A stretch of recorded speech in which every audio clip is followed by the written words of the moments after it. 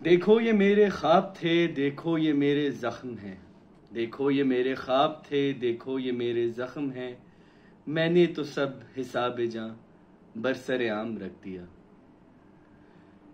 عموماً میں جب کوئی ویڈیو شروع کرتا تھا تو I use to make it a point کہ میں لوگوں سے یہ نہ کہوں کہ پلیز لائک کیجئے، سبسکرائب کیجئے، کیونکہ سچ پوچھئے تو مجھے یہ ایک بڑی سستی حرکت لگتی تھی، بڑی چیپ حرکت لگتی تھی۔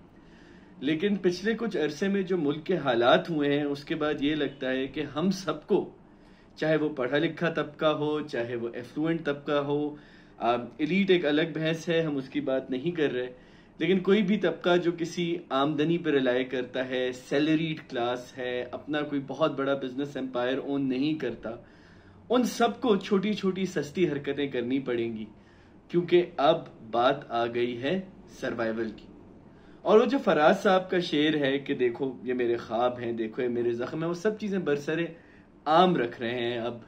اور اب ہمارے حالات کی طرح، ہمارے واقعات کی طرح، ہمارے سٹرکچرل پرابلمز کی طرح، ہمارے پولیٹیکل کرائسس کی طرح ہمارا سماج، ہمارا سسٹم ایکسپوز ہو چکا ہے۔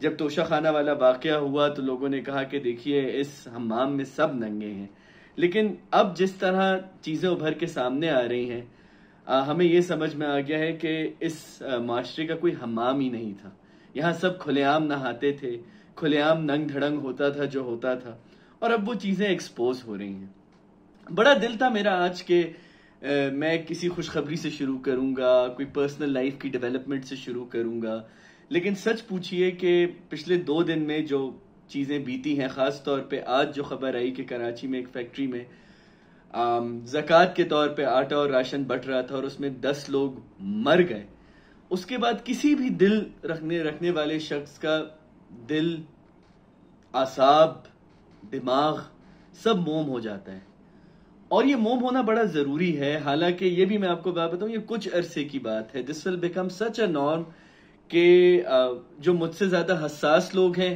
وہ شاید کچھ عرصے بعد اس چیز سے ڈی سینسٹائز ہوں، میں ابھی تک سینسٹیو ہوں، لیکن کل کو میں اپنی روزی روٹی کی دوڑ میں ایسا لگوں گا کہ مجھے کوئی فکر نہیں رہے گی کہ کون رل رہا ہے، کون پس رہا ہے، because just like the bomb blast that used to happen in the late 2000s and then early 2010s، دھماکے اور بھوک افلاس اور پانی اور ریسورس کی جنگ ایک بہت عام چیز بن جائے گی ہمارے معاشرے میں، جس کے بعد ہمارے پاس کوئی اس کا جواب نہیں ہوگا، ہم بولیں گے ہاں یار another one bites the dust۔ People will be reduced to what we believe statistics on a government chart۔ بڑی افسوس کی بات ہے، بڑی شرمندگی کی بات ہے، بڑی خوف کی بات ہے، لیکن جیسے میرے ایک دوست نے کہا کہ بھائی سیلری کلاس کو اب ایکسیپٹنس کے فیز میں آ جانا چاہیے۔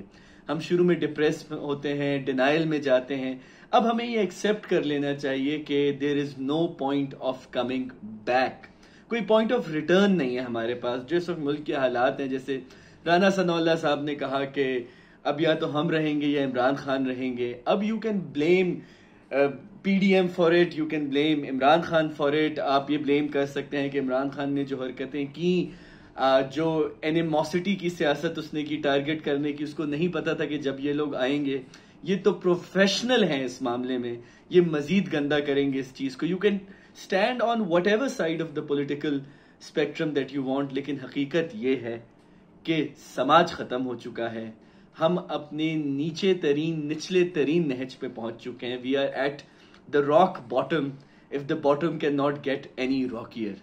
اور اس کے بعد ہم سب ایک دوسرے کے چہرے دیکھ رہے ہوں گے کہ اب ہم یہاں سے کہاں جائیں۔ مجھ سے بہت کہا جاتا تھا کہ آپ سنجیدہ ایشوز پہ بات نہیں کرتے، آپ آرٹس اینڈ کلچر پہ بات نہیں کرتے، اور بالکل صحیح چیز ہے، یہ چیز نہیں کہ وہ بات سنجیدہ نہیں ہے، بلکہ میں نہیں کرتا تھا، لیکن آپ سمجھ لیجئے کہ اگر آج کے ایک ایسے ویڈیو لاگر کو جو عام طور پہ انٹرٹینمنٹ، شوبز، ثقافتی، سماجی امور پہ بات کرتا تھا، اچانک ایک ہیومینیٹیرین کرائسس پہ بات کرنا شروع ہو جائے، تو سمجھ میں آ جانا چاہیے کہ زمانہ ایک نیا موڑ اختیار کر چکا ہے۔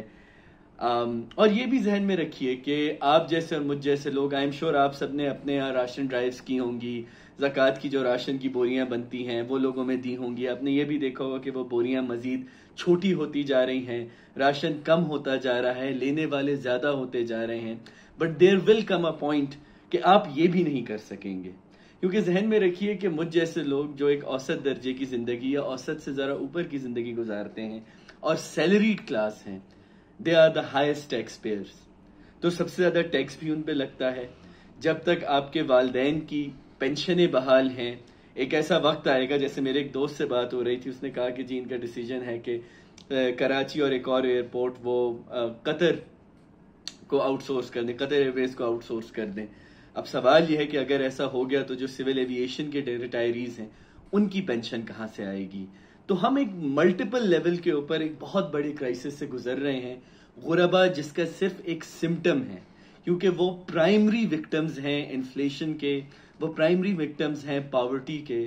اور ہمارا کسی بھی فلنتھروپک معاشرے کی طرح جو الٹیمیٹ حل ہوتا ہے غربت ختم کرنے کا، وہ یہ ہوتا ہے کہ جی آپ ایک راشن ڈرائیو کر دیں.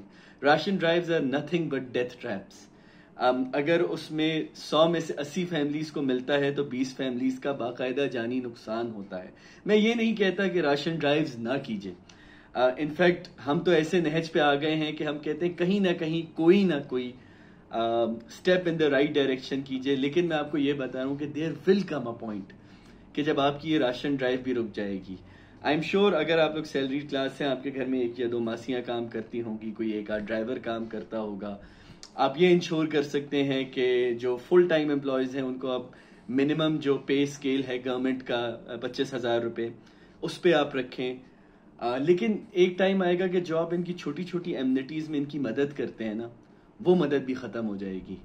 کیونکہ آپ کے اپنے ہاتھ تنگ ہو جائیں گے، آپ کا اپنا دامن جو بڑا کشادہ تھا وہ تنگ ہو جائے گا، آلموسٹ چڑ مڑ ہو جائے گا، اور آپ اس کو پھیلا بھی نہیں سکیں گے. The only answer to this is chaos, مزید chaos. جیسے ٹویٹر پہ کچھ لوگ کہہ رہے تھے کہ ان کا ارادہ ہے ستمبر تک کسی طرح حکومت چلائیں، پھر ایک نیا چیف جسٹس اپوائنٹ کر کے 2 سال تک ایک کیئر ٹیکر سیٹ اپ میں چیزوں کو چلائیں یا ایمرجنسی لے آئیں. We know that no one has a solution to this problem.